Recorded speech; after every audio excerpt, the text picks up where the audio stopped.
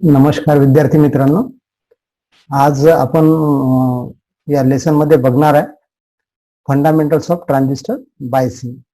Actually आता transistor biasing म्हणजे काय, तर ट्रान्झिस्टर बायसिंग करणे म्हणजे ट्रान्झिस्टर कडून एक जे अप्लिकेशन आहे किंवा जे फंक्शन आहे, आपण पाहतो की ट्रान्झिस्टर ॲज अ ॲम्प्लिफायर. तर बायसिंग करताना कुठल्या मेथड्स आहे, काय आणि त्या कशा पद्धतीने केल्या जातात याबद्दल यामध्ये आपण आज बघणार आहे. तर चला आपण आता या लेसनला स्टार्ट करूया.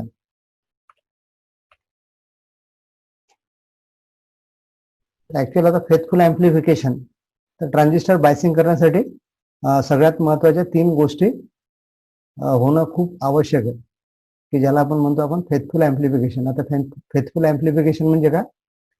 The process of raising the weak signal without any change in general shape is known as a faithful amplification. म्हणजे ही एक क्रिया आहे की ज्यांनी आपण वीक सिग्नलची स्ट्रेंथ वाढवतो without any general shape of the signal. म्हणजे सिग्नलचा कुठलाही शेप चेंज न करता त्याची स्ट्रेंथ वाढवणे, त्याला म्हणतो आपण फेथफुल ॲम्प्लिफिकेशन. आणि फेथफुल ॲम्प्लिफिकेशन जर करायचं असेल तर आपण पाहिलं की फेथफुल ॲम्प्लिफिकेशन म्हणजे आपण आपल्या ट्रान्झिस्टरच्या थेरीमध्ये पाहिलं की ट्रान्झिस्टर कडून जर ॲम्प्लिफिकेशन करून घ्यायचं असेल तर याचं इनपुट सर्किट म्हणजे जे बेस इमिटर जंक्शन आहे ते फॉरवर्ड बायस मध्ये असलं पाहिजे आणि बेस कलेक्टर किंवा कलेक्टर बेस जंक्शन आहे रिव्हर्स बायस मध्ये असलं पाहिजे. तेव्हाच याच्यामध्ये आपल्याला फेथफुल ॲम्प्लिफिकेशन होते. This is the key factor of achieving the faithful amplification. म्हणजे काय? The theory of transistor reveals that it will function properly if its input circuit म्हणजे that is base emitter junction आहे remain in forward bias and output circuit that is collector base junction remain in reverse bias junction at all times. म्हणजे प्रत्येक वेळेस असलंच पाहिजे. This is the key factor of achieving the faithful amplification. आणि हे करण्यासाठी खाली 3 गोष्टी सॅटिस्फाईड झाल्या पाहिजे, तेव्हाच आपल्याला हे फेथफुल ॲम्प्लिफिकेशन करता येते. पहिली गोष्ट म्हणजे the proper zero signal collector current. Second आहे the minimum proper base emitter voltage, म्हणजे ज्याला आपण इनपुट व्होल्टेज म्हणतो ऍट एन इन्स्टंट, त्याला म्हणतो आपण व्हीबी. आणि minimum proper collector to emitter voltage, की जे आपण व्हीसीसी म्हणतो आपण, हे मिनिमम किती असलं पाहिजे त्याच वेळेस फेथफुल ॲम्प्लिफिकेशन होते, अन्यथा फेथफुल ॲम्प्लिफिकेशन होऊ शकत नाही. तर आपण एका पॉइंटवर आपण थेरोली आपण थोडं डिस्कस करू. आता प्रॉपर झिरो सिग्नल कलेक्टर म्हणजे काय असते? प्रॉपर झिरो सिग्नल कलेक्टर करणं म्हणजे काय? तर पहिल्यांदा आपण ही डायग्राम पाहूया. ही डायग्राम आपल्याजवळ, आपण इथे एक अनफेथफुल ॲम्प्लिफिकेशन बघितलं आणि एक फेथफुल ॲम्प्लिफिकेशन. तर अनफेथफुल ॲम्प्लिफिकेशन मध्ये आपण काय केलं की बेस इमिटर जंक्शनला आपण कुठलाच फॉरवर्ड बायस मध्ये नेण्यासाठी आपण इथे व्हीबी अटॅच केले. जसं सेकंड डायग्राम मध्ये आपण व्हीबी अटॅच केलेली आहे, इथं आपण सप्लाय दिला नाही. त्यामुळे काय होईल? Base emitter junction in remain unbias condition, म्हणजे इथे बायसिंग नाही. म्हणजे आपण बायस म्हणजे काय? ऍक्च्युअल बायस म्हणजे काय? The proper application off voltage on any junction. आपण डायोड मध्ये सुद्धा पाहिलं होतं बघ, फॉरवर्ड बायस आणि रिव्हर्स बायस. तर आपण पाहतो की बेस इमिटर जंक्शन, आता हा एनपीएन ट्रान्झिस्टर आहे, म्हणजे हा एन आहे, इमिटर एन आहे आणि बेस पी आहे. म्हणजे एकूण पॉझिटिव्ह एकूण निगेटिव्ह. इकडे तुम्हाला दिसत आहे बॅटरीची पोलॅरिटी, सेम पोलॅरिटी. आता इथं आपण सप्लाय न दिल्यामुळे काय होईल? जेव्हा आपण सप्लाय देऊ त्यावेळेस काय होईल? तर काय होईल की जेव्हा during the positive half cycle of signal, म्हणजे जेव्हा पॉझिटिव्ह हाफ सायकल चालू होईल त्यावेळेस काय होईल? बेस पॉझिटिव्ह होईल, इमिटर निगेटिव्ह. तर बेस इमिटर जंक्शन आहे फॉरवर्ड बायस मध्ये जाईल. फॉरवर्ड बायस मध्ये गेल्यामुळे इमिटर करंट फ्लो होईल, त्यामुळे कलेक्टर करंट फ्लो होईल आणि पॉझिटिव्ह हाफ सायकल आपल्याला आउटपुट मध्ये दिसेल. तर मेन टाइम जेव्हा निगेटिव्ह हाफ सायकल चालू होईल त्यावेळेस काय होईल? निगेटिव्ह हाफ सायकलच्या वेळेस पोलॅरिटी चेंज होईल. बेस निगेटिव्ह होईल, इमिटर पॉझिटिव्ह होईल. त्यावेळेस काय होईल की बेस इमिटर जंक्शन आहे रिव्हर्स बायस मध्ये. आणि रिव्हर्स बायस मध्ये काय होते? It offers a very high resistance. त्यावेळेस ते खूप जास्त रेजिस्टन्स क्रिएट करते, त्यामध्ये अजून करंट फ्लो होत नाही. आणि इमिटर करंट फ्लो न झाल्यामुळे काय होईल? आपल्याला निगेटिव्ह हाफ सायकल इथे दिसणार नाही. तुम्हाला या डायग्राम मध्ये दिसेल. इथे काय होईल? पॉझिटिव्ह हाफ सायकल, हा बेस पॉझिटिव्ह झाला, हा निगेटिव्ह झाला, त्यामुळे फॉरवर्ड बायस मध्ये गेला आणि कलेक्टर करंट फ्लो झाल्यामुळे आउटपुट मध्ये आपल्याला हे भेटेल. पण निगेटिव्ह हाफ सायकल मध्ये आपल्याला निगेटिव्ह हाफ सायकलच्या वेळेस काय बेस इमिटर जंक्शन आहे रिव्हर्स बायस मध्ये गेल्यामुळे काय होईल की आपला निगेटिव्ह हाफ सायकल अँप्लिफाय होताना आपल्याला दिसणार. त्यामुळे काय प्रत्येक फक्त पॉझिटिव्ह हाफ सायकल. तर त्यावेळेस काय होईल तुम्हाला इनपुट आणि आउटपुटच्या शेपमध्ये खूप फरक दिसेल. म्हणजे 50% तुम्हाला क्लिप होताना दिसेल. म्हणजे निगेटिव्ह हाफ सायकल दिसणारच नाही. That amplification is called as A unfaithful amplification. जेव्हा आपल्याला फेथफुल अँप्लिफिकेशन करायचं असते त्यावेळेस काय करतो आपण की इथे बॅटरी अप्लाय करतो. आपण इथे आपण याला बॅटरी देतो. जेव्हा बॅटरी देतो त्यावेळेस काय होईल की त्यावेळेस झिरो सिग्नल असताना म्हणजे सिग्नल नसताना काय होईल की तुमचा बेस इमिटर जंक्शन हा फॉरवर्ड बायस मध्ये असेल. आणि base emitter junction forward bias मध्ये असेल तर काय होईल एक इमिटर करंट फ्लो होईल आणि त्याचमुळे एक कलेक्टर करंट कंटिन्यू तुमच्या सर्किट मधून फ्लो होत राहील. जेव्हा आपण इंट्रोड्यूस करू सिग्नल त्यावेळेस काय होईल सिग्नलच्या पॉझिटिव्ह हाफ सायकलच्या वेळेस काय होईल बेस मोर पॉझिटिव्ह होईल आणि त्यामुळे काय होईल तुमचा कलेक्टर करंट वाढत वाढत जाईल पुन्हा कमी कमी होत जाईल. त्यामुळे पॉझिटिव्ह हाफ सायकल दिसेल. जेव्हा निगेटिव्ह हाफ सायकल होईल त्यावेळेस काय होईल की याचं base emitter junction forward bias मध्ये असणार याच्या रिव्हर्स मध्ये येईल आणि थोडं बेस इमिटर व्होल्टेज कमी होईल. त्यामुळे काय होईल कमी इमिटर करंट होईल आणि हा जो zero signal collector current flow त्याच्यापासून आपल्याला हा सिग्नल कमी होताना दिसेल. अशा पद्धतीने आपल्याला दोन्ही वेळेस पॉझिटिव्ह हाफ सायकल आणि निगेटिव्ह हाफ सायकल तुम्हाला आउटपुट मध्ये अँप्लिफाय होताना दिसेल. याला म्हणतो आपण फेथफुल अँप्लिफिकेशन. हे तुम्हाला इथे दिलेलं आहे apply the input voltage on VB. Now introduce the battery source VBB in circuit shown. आपल्याला पाहिलंच आपण जेव्हा आपण पाहतो की जेव्हा आपण when no signal is applied to the DC current IC will flow in the collector current due to the VBB. म्हणजे आपण पाहतो की जेव्हा त्याला म्हणतो आपण zero signal collector current. This is known as a zero signal collector current. During the positive half cycle of the input signal the more forward bias and hence collector current increases. त्यामुळे collector current increase होते. However during the negative half cycle जेव्हा negative half cycle होईल input circuit less forward bias म्हणजे ते त्याच्या उलट असल्यामुळे forward bias कमी होईल आणि collector current decreases. In this way negative half cycle of the signal also appear at the output. म्हणजे तुम्हाला आउटपुट मध्ये निगेटिव्ह हाफ सायकल सुद्धा भेटते. त्यालाच म्हणतो आपण hence it is called as a faithful amplification.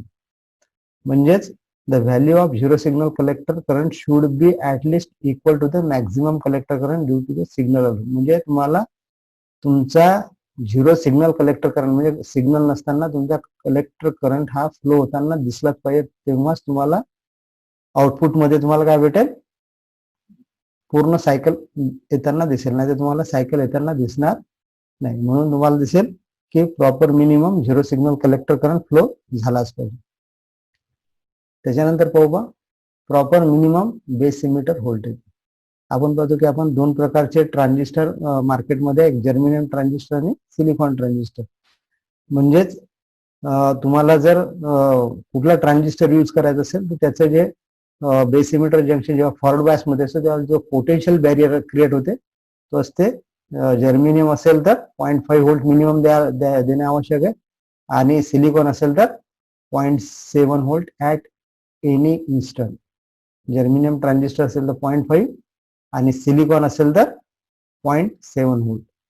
जर समजा आपण याच्यापेक्षा जर कमी व्होल्टेज जर यूज केले समजा बेस इमिटर जंक्शनला फॉरवर्ड बायस मध्ये आणण्यासाठी फॉर एक्झाम्पल आपण जर्मेनियम ट्रान्झिस्टरला 0.4 व्होल्ट दिले तर काय होईल म्हणजे बायसिंगसाठी तर काय होईल की जेव्हा आपण पॉझिटिव्ह सायकल जाईल त्यावेळेस काय होईल की त्याला मिनिमम 0.5 जर असेल त्याच वेळेस आपलं पोटेन्शियल बॅरियर कॅन्सल होईल. तर सिग्नल मधला 0.1 व्होल्ट ड्रॉप होईल आणि त्यामुळे काय होईल सिग्नल मध्ये लॉस क्रिएट होईल. त्यामुळे तुम्हाला फेथफुल अँप्लिफिकेशन भेटणार नाही. इथं क्लिअरली लिहून दिलेलं की the base current is very small. The input voltage overcome the potential barrier at the base emitter junction. The value of potential barrier is 0.5 volt for germanium and 0.7 volt for silicon. हे आपल्याला इथे या नंतरच्या याच्यात clip मध्ये तुम्हाला दिसेल इथे दिसेल हा जर्मेनियम ट्रान्झिस्टर आहे हा सिलिकॉन आहे. सिलिकॉन साठी 0.7 आहे आणि जर्मेनियम साठी 0.5 व्होल्ट आहे. इथे तुम्हाला जर आपण इथं 4 व्होल्ट जर दिलं असेल तर काय होईल याच्यावर तुम्हाला ओव्हरकम म्हणजे जो पोटेन्शियल बॅरियर ओव्हरकम होण्यासाठी सिग्नलचा काही पार्ट ड्रॉप होईल आणि त्याच्यामुळे सिग्नल मध्ये तुम्हाला लॉस होईल. त्याच्यामुळे अनफेथफुल ॲम्प्लिफिकेशन. म्हणून फेथफुल ॲम्प्लिफिकेशन व्हायचं असेल तर तुम्हाला proper minimum base emitter voltage देणं आवश्यक आहे. विद्यार्थी मित्रांनो, ह्या 2-3 गोष्टी तुम्हाला लक्षात ठेवणं आवश्यक आहे. याच्यानंतर हे कॅरेक्टरिस्टिक्स आहे ते याच्यासाठीच दिल्या गेलेली आहे. त्याच्यानंतर तुम्हाला दिसेल proper minimum collector to emitter voltage at any instant, म्हणजे त्याला म्हणतो आपण VC at any instant, proper minimum. पुन्हा सेम जर्मिनियम साठी तुम्हाला 0.5 व्होल्ट मिनिमम असलं पाहिजे आणि सिलिकॉन साठी 1 व्होल्ट देणं आवश्यक आहे. म्हणजे जर समजा आपण या डायग्राम मध्ये जर बघितलं तर तुम्हाला दिसेल की याला नी व्होल्टेज म्हणतो. या नी व्होल्टेज पासून तुम्हाला कलेक्टर करंट हा सॅच्युरेशन मध्ये जाते आणि स्थिर होते. नी व्होल्टेजच्या आधी तुम्हाला कलेक्टर करंट हा व्हेरिएशन मध्ये, आणि इथे व्हेरिएशन असेल तर तुमचा बीटा व्हेरिएशन होईल. म्हणजे जो आपण पाहतो की जो करंट गेन आहे तो कमी जास्त होताना दिसेल, स्टॅबिलाइज होताना दिसणार नाही. जर आपण असं जर केलं तर काय होईल, तर काही पार्ट जो आहे तो आपल्याला आउटपुट मध्ये दिसणार नाही. व्हेन इथे दिलेलंच आहे, when VC is too low म्हणजे 0.5 व्होल्ट फॉर सिलिकॉन आणि 1 volt for silicon transistor, 0.5 for germanium आणि 1 volt for silicon. The collector base junction is not properly reverse bias. जर त्याच्यापेक्षा नसेल तर तो प्रॉपरली रिव्हर्स बायस जाणार नाही. Therefore the collector current cannot attract the charge carrier. म्हणजे तो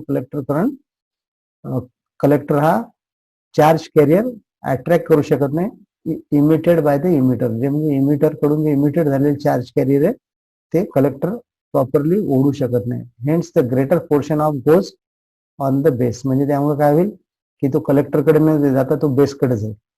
दिस डिक्रीज द कलेक्टर करंट. त्यामुळे कलेक्टर करंट डिक्रीज होईल while base current increase. By base current increase झाल्यामुळे तुमची बीटा व्हॅल्यू कमी होईल.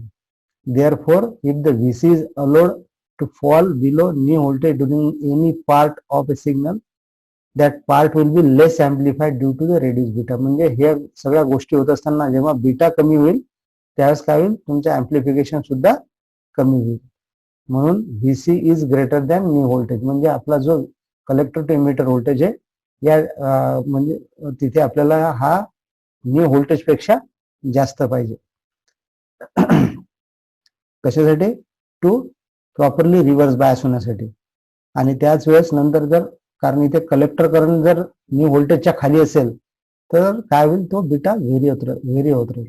आणि इथे आपला कलेक्टर करंट काय स्थिर आहे, त्याच्यामुळे तुमचा बीटा स्थिर होईल. त्याच्यामुळे आउटपुट सुद्धा तुमचं स्थिर भेटेल. तर ह्या 3 गोष्टी तुम्हाला लक्षात आल्या असेल. Proper zero signal collector current, proper base to emitter voltage आणि proper minimum collector to emitter voltage असणं आवश्यक आहे फॉर द फेथफुल ऍम्प्लिफिकेशन. आपण या बायसिंगच्या कंडिशन कशा ठरवायच्या याच्यासाठी हे आपण बघत आहे. याच्यानंतर ओरिजिनल आता आपण पाहू आपण की ट्रान्झिस्टर बायसिंग म्हणजे काय. ऍक्च्युअल आता ते या गोष्टीवरच हे अवलंबून. याची डेफिनेशन सुद्धा सांगते, the proper flow of zero signal collector current and maintenance of proper collector emitter voltage during the passage of signal is known as a transistor biasing. Actual बायसिंगचा मेन पर्पज आहे to maintain the base emitter junction in forward bias, properly forward bias, आणि base collector junction in reverse bias. याच्यासाठी आपल्याला ट्रान्झिस्टरचं biasing. आता actual biasing म्हणजे काय? Biasing म्हणजे ऍक्च्युअल प्रॉपर व्होल्टेज देणे कशावर, कुठल्याही जंक्शनवर. That is called as a transistor biasing. आता बायसिंग कशासाठी करतो आपण की proper flow of zero signal collector, proper flow झाला पाहिजे झिरो सिग्नल कलेक्टर करंट, आणि मेंटेन झालं पाहिजे proper collector to emitter voltage जेव्हा आपण सिग्नल देतो, जेव्हा the passage of signal known as a transistor biasing. आता basic purpose of transistor biasing कशासाठी आहे? To keep the base emitter junction properly forward bias आणि collector base junction properly in reverse bias during the application of signal. तेव्हाच आपल्याला faithful amplification दिसेल. This can be achieved by the bias battery. आणि कशामुळे achieve केल्या जाऊ शकते? Bias battery associating with the transistor circuit जे असणार आहे, सर्किट विथ ट्रान्झिस्टर, त्याच्याशी ते रिलेटेड. आणि याच्या इफिशियंट मेथड आपण नंतर बघणारच आहे एक आपण. The circuit which provide the transistor biasing non as A biasing circuit. आणि जे सर्किट आपलं ट्रान्झिस्टर बायसिंगशी असोसिएटेड असते त्याला म्हणतो आपण बायसिंग सर्किट. बायसिंग सर्किट करत असताना म्हणजे त्याचं ऑपरेटिंग पॉईंट स्टॅबिलाइज झाला पाहिजे. तर ऑपरेटिंग पॉईंट कशा कशावर चेंज होते त्याचे एक दोन हे टॉपिक्स आहे ते थोडं आपण डिस्कस करू. तर पहिला आहे बा inherent variation of transistor parameter. Inherent variation of transistor. आता इनहेरेंट पॅरामीटर कोणते असतात? एक बीटा आहे, एक व्हीबी आहे, एक टेम्परेचर आहे. तर इनहेरेंट व्हेरिएशन जे असणार आहे ते ऍक्च्युअल आपण पाहतो की दोन गोष्टीवर म्हणजे beta. In practice the transistor parameter such as beta और VB are not same for every transistor even same type. म्हणजे एकाच प्रकारचे जरी ट्रान्झिस्टर असेल तर त्याचा बीटा आणि बेस इमिटर व्होल्टेज सारखं नसते. For example BC147 is a silicon NPN transistor with beta varying from 100 ते 600. म्हणजे एक आपण BC14 जर घेतला तर त्याचा बीटा हा व्हेरिएशन होते 100 ते 600 पर्यंत. जर एका ट्रान्झिस्टरचा बीटा जर 100 असेल तर दुसऱ्याचा किती असेल? 600. म्हणजे हे म्हणजे चेंज होऊ शकते. The inherent variation of transistor parameter change in the operating point. आता ऑपरेटिंग पॉईंट कशाला म्हणतो आपण? The zero signal value of IC and VC is known as a operating point.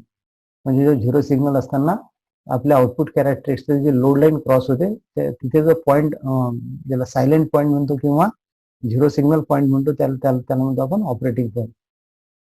जर समजा हे जर व्हेरिएशन होत असताना जर समजा म्हणजे एक चुकीने आपण एखादा ट्रान्झिस्टर चेंज केला आणि त्याचा बीटा 100 होता दुसऱ्याचा 200 आला तर आपला ऑपरेटिंग पॉईंट चेंज होऊ शकते.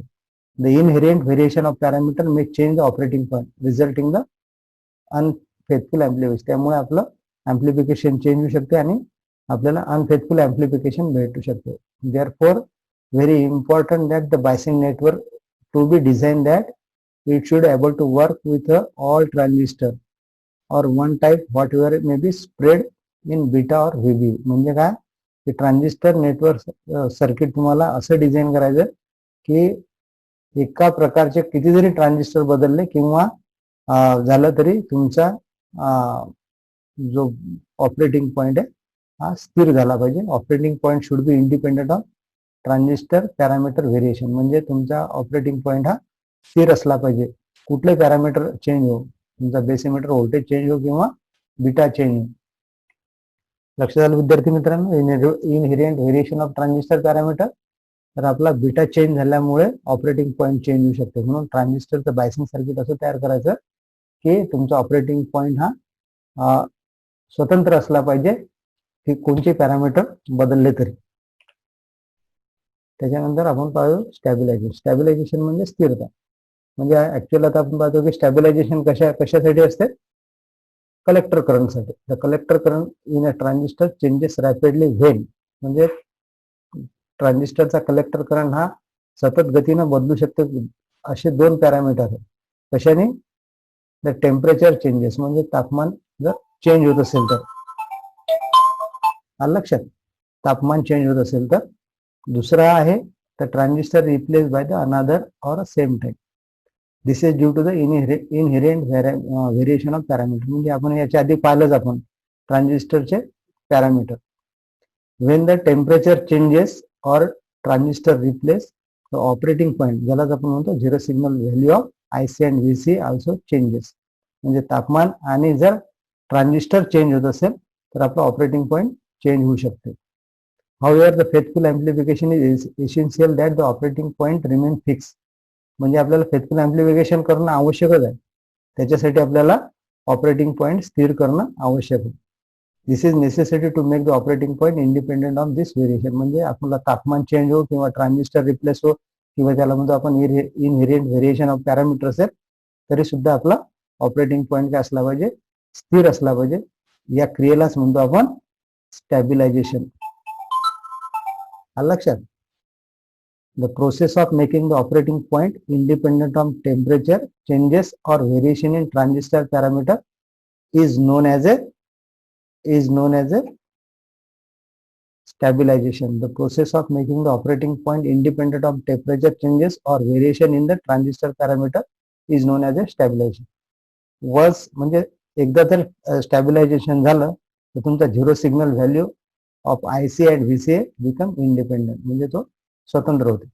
म्हणजे तापमान वाढलं किंवा आपला बीटा चेंज झाला तरी आपलं काय होतं, आपला ऑपरेटिंग पॉईंट फिक्स राहते.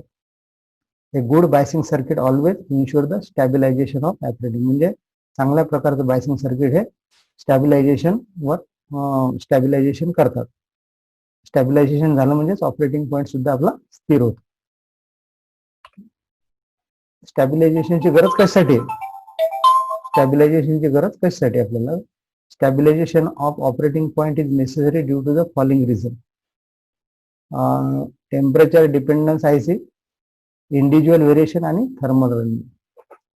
म्हणजे स्टॅबिलायझेशन, नीड ऑफ स्टॅबिलायझेशन कशासाठी करतो आपण ते ऑलरेडी बघितलं आपण की temperature dependence of IC, individual variation आणि थर्मल रनिंग. तर टेम्परेचर डिपेंडन्स म्हणजे काय? टेम्परेचर डिपेंडन्स म्हणजे आपण पाहतो की कॉमन इमिटर सर्किटमध्ये आपलं हे इक्वेशन आहे बघ, IC बरोबर beta IB plus ICO is equal to beta IB plus beta plus 1 ICBO.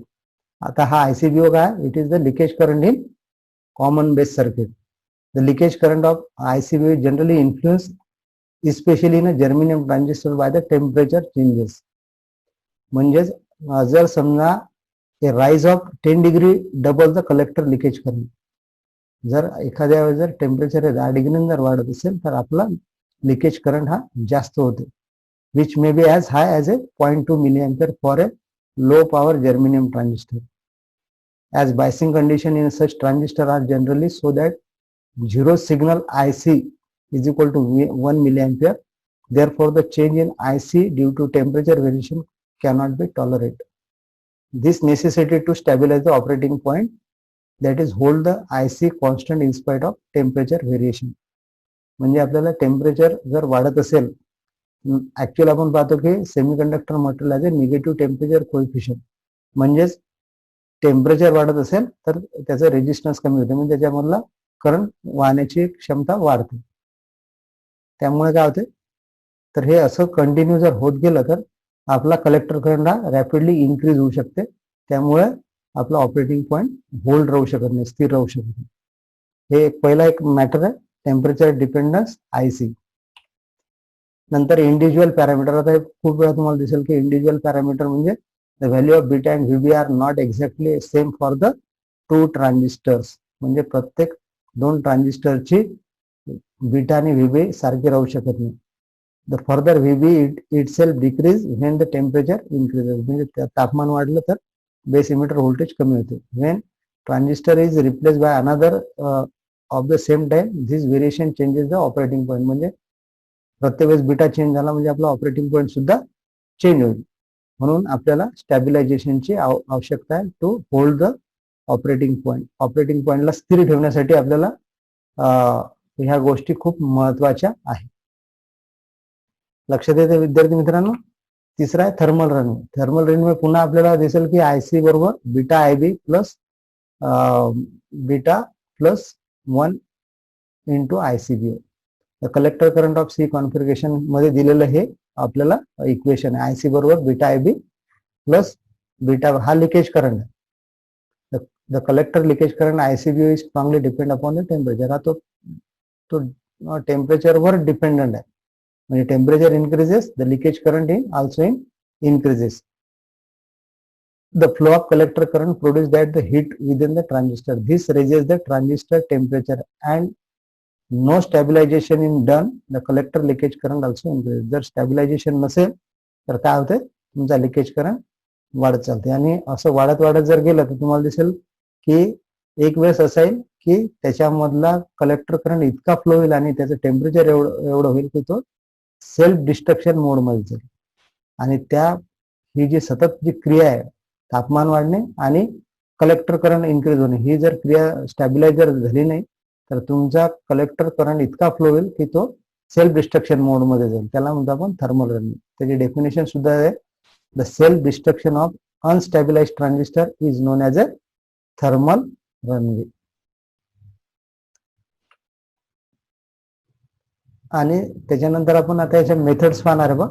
Methods of transistor biasing. Transistor बायसिंगच्या 4 मेथड दिल्या गेलेल्या आहे बघ. एक बेस रेजिस्टर मेथड आहे, इमिटर बायस मेथड आहे, biasing with collector feedback resistor आहे आणि व्होल्टेज डिवायडर मेथड आहे. जी पॉप्युलर आहे सगळ्यात, जी पॉप्युलर मेथड आहे ते व्होल्टेज डिवायडर मेथड. तर आपण हे एक एक नंतर आपण आपल्या लेसन मध्ये पाहूया.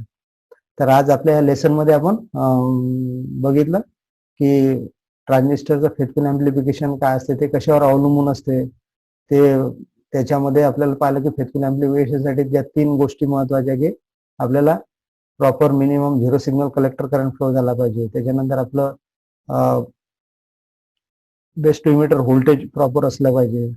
नंतर collector to emitter voltage proper असलं पाहिजे. त्याच्यानंतर आपण पाहिलं किंवा स्टॅबिलायझेशन काय. त्याच्यानंतर आपण थर्मल रनवे पाहिलं, त्याचे मेथड्स बघितले. नंतर त्याचे व्हेरिएशन पाहिलं की बघ ट्रान्झिस्टरचा ऑपरेटिंग पॉईंट किती गोष्टीनुसार व्हेरिएशन होते. तर विद्यार्थी मित्रांनो हे तुम्हाला समजलंच असेल. काही अडचण असल्यास माझ्या YouTube चॅनलला व्हिजिट करा. काही अडचण असल्यास मला कॉमेंट बॉक्समध्ये कॉमेंट करा. तर हा व्हिडिओ जर आवडला असेल तर लाईक करा आणि आपल्या विद्यार्थी मित्रांना सुद्धा शेअर करा.